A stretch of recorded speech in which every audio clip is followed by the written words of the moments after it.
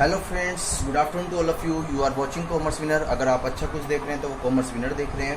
बेटा, इस वीडियो में मैं आपके लिए एक नया कॉन्सेप्ट लेकर आया हूँ जहाँ पर हमें सीखना होगा ट्रेड रिसीवेबल टर्नओवर रेशियो। ध्यान से, क्या सीखना होगा आज हमें? ट्रेड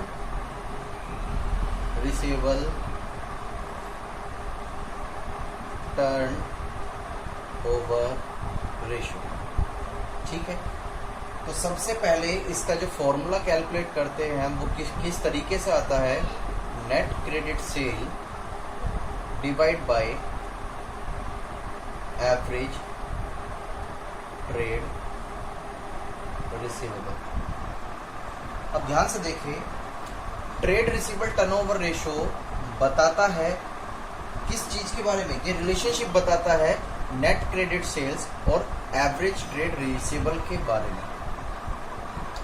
ठीक है, कोई दिक्कत नहीं। यहाँ पर हम कैलकुलेट करना सीखेंगे किस तरीके से हमें क्रेडिट सेल्स निकालनी है। बेटा, कुछ नहीं है, अगर टोटल सेल में से आप कैश सेल को लेस कर देते हो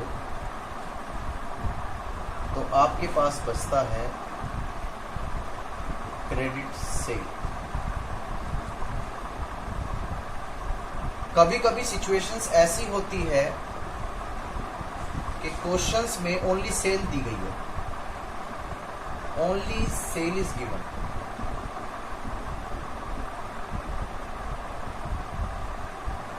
ना तो ये क्लियर कर रखा है कि वो क्रेडिट सेल्स है या कैश सेल है। तो in this case we will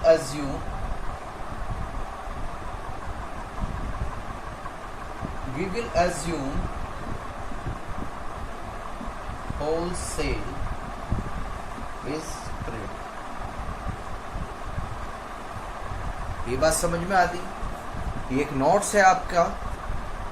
आज हम ट्रेड रिसीवेबल टर्नओवर रेशियो की बातें कर रहे हैं। इस रेशियो में हमें कैलकुलेट करना है नेट क्रेडिट सेल्स कैलकुलेट करना है, और साथ के साथ ही हमें एवरेज ट्रेड रिसीवेबल करना है। क्यों बेटा? आपको पता है रेशियो में बस आपको फॉर्मूले पता होने चाहिए और साथ के साथ आपको उनकी वैल्यू पुट करनी है, and then we get the answer. तो यहाँ पर जो मेन पॉइंट ये है कि इसमें डिवाइड करके इसको तो आप कर लोगे, लेकिन मेन पॉइंट आता है ये किस तरीके से कैलकुलेट करें और ये किस तरीके से कैलकुलेट करें, ये वो हम सीखने वाले हैं। तो मैं उम्मीद करता हूँ कि यहाँ पर क्रेडिट सेल्स तो आप सीख ही गए होंगे, और अगर क्वेश्चन में कोई भी इंफॉर्मेशन नहीं दे रखी कि ये कैश सेल है या क्रेडिट सेल्स है, तो जितनी भी सेल होती है टोटल उसको हम क्रेडिट एज्यूम करते हैं। अब मैं आपको बताने वाला हूँ एवरेज ट्रेड रिसीवेबल किस तरीके से हम कैलकुलेट करने वाले हैं। इसको जरा थोड़ा सा ध्यान से देखिएगा। तो यहाँ पर हम देखने वाले हैं इसको किस तरीके से, how to compute average trade receivable. तो ये किस तरीके से निकलता है? Opening debtors plus opening BR, that is bill receivable. But अगर ये दे रखा है, अगर क्वेश्चन में है, यानी कि मैं लिख देता हूं ब्रैकेट में इफ एनी, तो कंसीडर करना है। अदरवाइज बस आपको पता चला क्वेश्चन में ओपनिंग डेटर दे रखा है और आप जो सर्च करने लग जाते हो कि ओपनिंग BR कहाँ है, बिल रिसीवेबल कहाँ है, तो ऐसा नहीं है। देन इसके बाद same situation is that closing debtors plus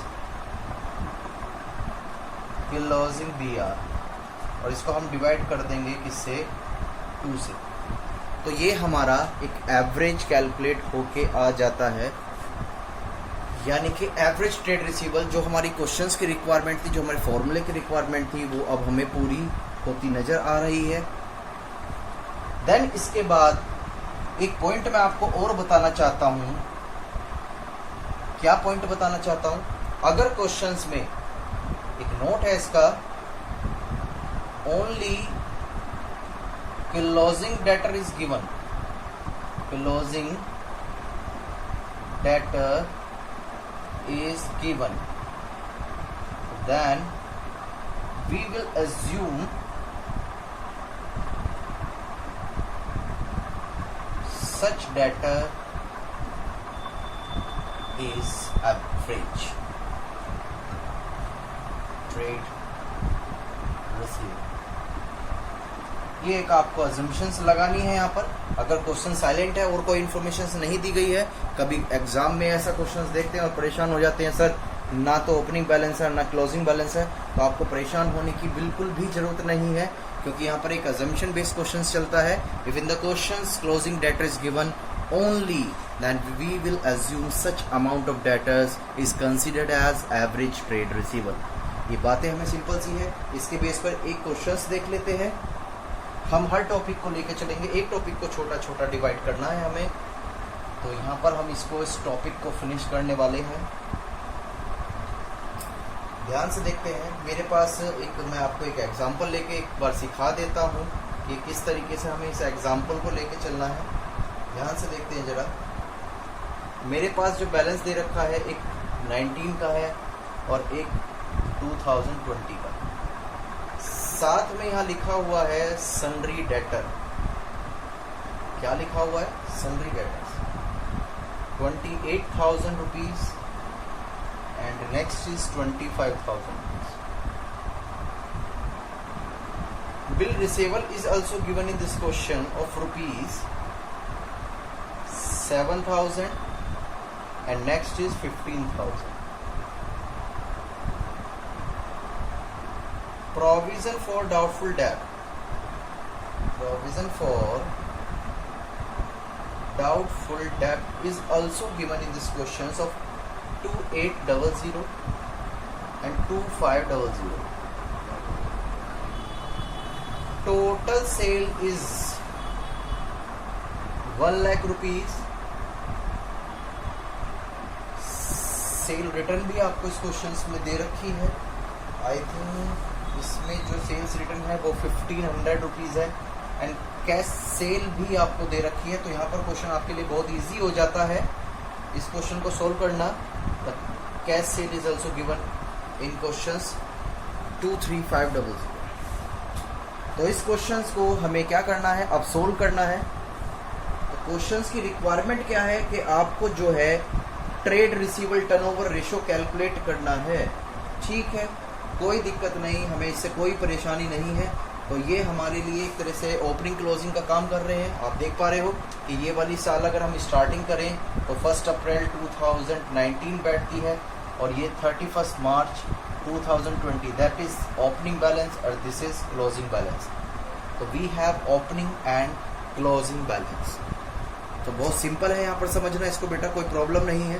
तो सबसे पहले जब भी क्वेश्चंस की स्टार्टिंग करनी होगी तो we will give the formula. हमें क्या देना पड़ेगा? इसमें एक फॉर्मूला पुट करना पड़ेगा। फॉर्मूला कैसे कैलकुलेट करेंगे बेटा? ध्यान से देखते हैं इसको।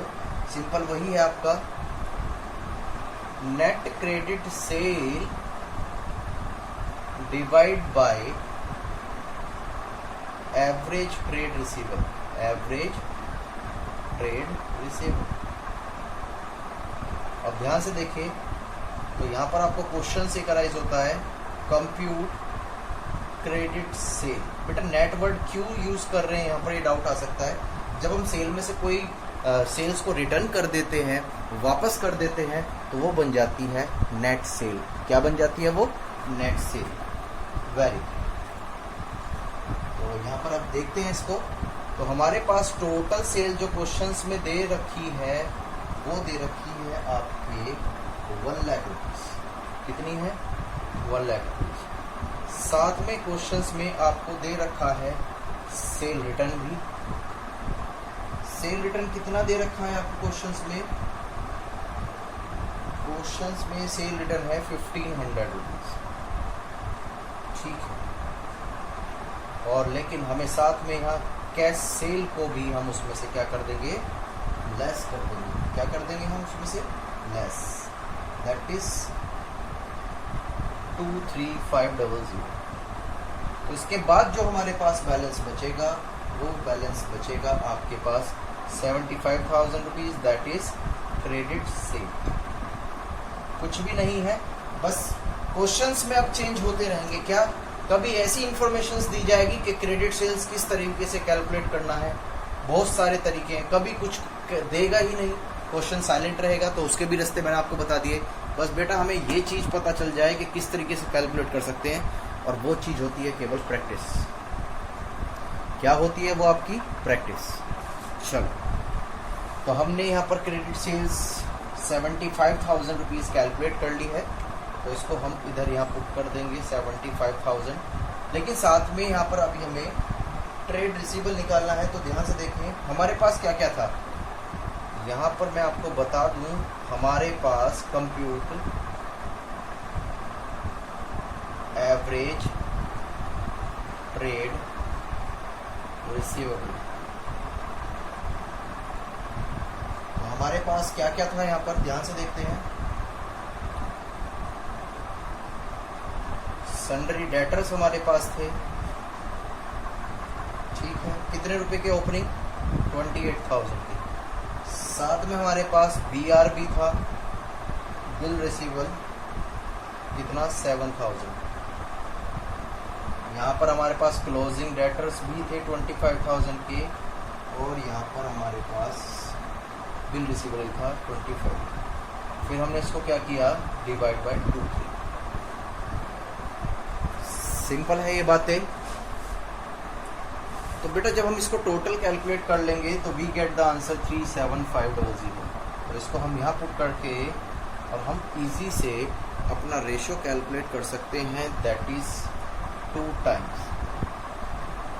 उम्मीद करता हूँ कि ये पॉइंट्स आपको समझ में आ रहे होंगे। कुछ भी नहीं है, जो टेक्निकल्स पॉइंट्स थे उसको हमने बहुत सीरियस तरीके से लिया, उसको एक्सप्लेन भी करा। ये बहुत सिंपल तरीके होते हैं। कभी कभी ऐसी सिचुएशंस भी आ जाती है कि आपको डेटर्स कैलकुलेट करने पड़े, बेटा वो डेटर्स भी आपको कैलकुलेट करने पड़ेंगे। तो वो किस तरीके से कैलकुलेट करने पड़ेंगे, जब सिचुएशंस आएगी वो मैं तभी आपको बता पाऊंगा, या मुझसे कोई भी क्वेश्चंस आप कमेंट्स में पूछ सकते हैं या मुझसे पूछ सकते हैं, कोई दिक्कत नहीं है मुझे। ठीक है, चलो कोई बात नहीं। क्वेश्चन और मैं छोटा सा लेके चलता हूँ आपके साथ, जिसे आप करके थोड़ा सा फीलिंग कुछ, यानी आपको फील अच्छी होगी। तो फील करने के लिए हमें एक क्वेश्चंस देखना पड़ेगा। ध्यान से देखते हैं जरा। क्वेश्चंस में एक मैं रफली डिज़ाइन कर देता हूँ, आपको शॉर्ट फॉर्म में देख लेना एक बार। ये क्लोजिंग स्टॉक नहीं, सॉरी, क्लोजिंग लिखना ही पड़ेगा भाई। क्लोजिंग ट्रेड रिसीवेबल आपको दे रखा है, ठीक है, वेरी गुड, दे रखा है हमें 1 लाख रुपीज़ का। साथ में हमें कैश सेल भी दे रखी है, लेकिन ये जो है कैश सेल जो दे रखी है वो 25% ऑफ क्रेडिट सेल्स दे रखी है, ठीक है। अब क्वेश्चंस में एक बात और कह दी इन्होंने, कितनी अच्छी बात कही है, ये देखो थोड़ा सा टेक्निकल हो जाती है बातें। एक्सीज क्लोजिंग ट्रेड, जैसे हम स्टॉक के बारे में बातें करते थे, ठीक, यहाँ भी ऐसी बातें करने वाले हैं। अवर ओपनिंग ट्रेड रिसीवेबल,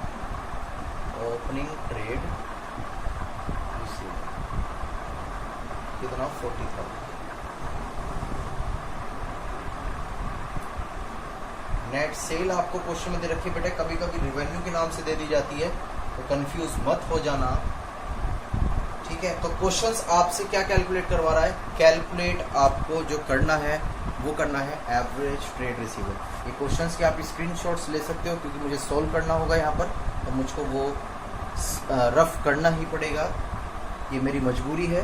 तो please if you have book you can see this questions also in your book, and otherwise you don't have books, so you can take the screenshot। चलो अब आगे की तरफ चलते हैं जरा। बेटा सबसे पहले हमारे पास क्या इम्पोर्टेंट है, फिर से वही वाली आप रेशो का कोई भी क्वेश्चन सॉल्व करते हो तो सबसे पहले उसके लिए आपके पास फॉर्मूला दिमाग में आना चाहिए। तो मेरे पास दिमाग में क्या आता है बेटा, मेरे पास तो यही आता है, credit sales divide by average trade receivable. मेरे पास तो केवल यही आता है, ठीक है, वेरी गुड, आता है तो आता।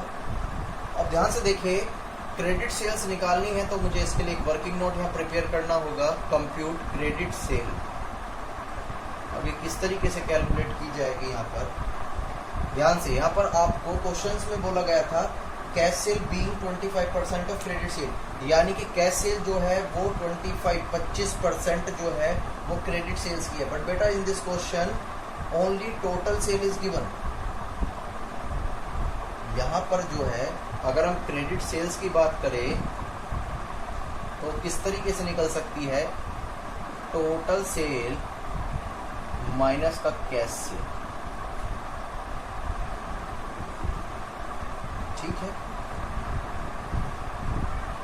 ध्यान से अगर हम क्रेडिट सेल्स को x मान ले और टोटल सेल्स जो हमें क्वेश्चंस में दे रखी है वो एक बार चेक कर लेते हैं हम। टोटल सेल्स जो दे रखी है क्वेश्चंस में वो दे रखी है 6 लाख रुपीज। कितनी? 6 लाख रुपीज, ठीक है। इसे माइनस करें कि बेटा जब कैश सेल्स जो है वो x मान ली हमने, तो यहाँ पर जो है कितने परसेंट है, 25%। हम जानते हैं अगर हम 25% को हटाएं तो यहाँ 25/100 बन जाता है, तो ये बन जाता है 0.5। अब 0.5 किससे मल्टीप्लाई करेंगे तो यही तो आएगा, या तो इसको 0.25x लिख लो, एक ही बात है, कोई प्रॉब्लम नहीं। बेटा ये इधर आके क्या हो जाएगा, ये x है वो इधर माइनस हो, ये इधर क्या आ जाएगा, प्लस का हो जाएगा, दैट इज 6 लाख। और 1.25x is equal to 6 lakh rupees. बस करना क्या था, इसको हम क्या कर देंगे, डिवाइड कर देंगे, we get the answer is 4,80,000। ये हमारे पास आंसर आ गया क्रेडिट सेल्स का। तो क्रेडिट सेल्स हमारे पास कितनी है, 4,80,000 रुपीज। ये उम्मीद करता हूं कि समझ में आ गया होगा ये बातें।